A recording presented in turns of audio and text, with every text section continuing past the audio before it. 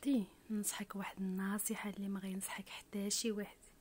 كولي، شربي ونعسي وعطي الخاطر راسك وتهلاي في راسك. راه نهار تمشي الصحه ديالك ونهار ما يكون عندك ما تقدي تنوضي راه ما يعقل عليك حتى شي واحد.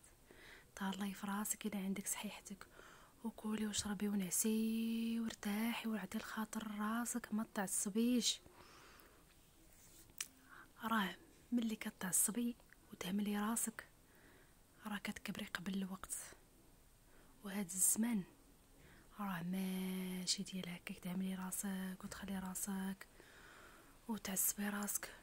لا، الطاقه السلبيه حيديها نهائيا. خرجي تفوجي، سيري تساراي، سيري للبحر، عندك وليدات هزي وليداتك وخرجي، ما عندكش الوليدات سيري غير بوحدك، فوجي بدلي الجو، ضحكي ونشطي.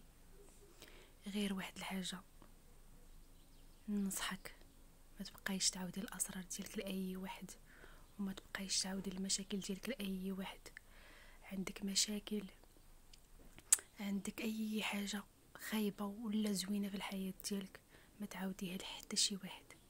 عاوديها سيري لواحد لبيتو ستي عليك وعاودي لشي لوساده، هي اللي ما غتخرجش الاسرار ديالك، وهي اللي ما غاديش تضحك عليك، وهي اللي ما غاديش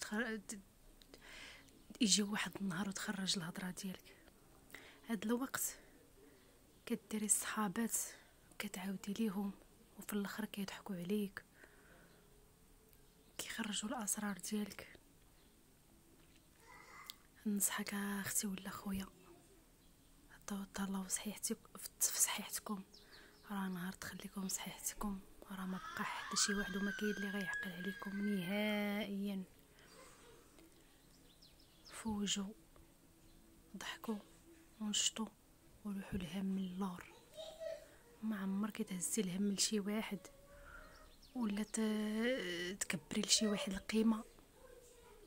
ما عمرك ديري لشي واحد اكثر من قيمته. ديري القيمه لراسك. راسك هو اللي غادي ينفعك، راسك هو اللي غادي ينفعك. هاد الوقت ولينا في واحد الوقت اللي صعيب تثقي في شي واحد ولا تعاودي لشي واحد. هذه نصيحه مني لكم، حيت هاد الحياه كنمروا منها دايره بحال الا دايزه في شي طريق.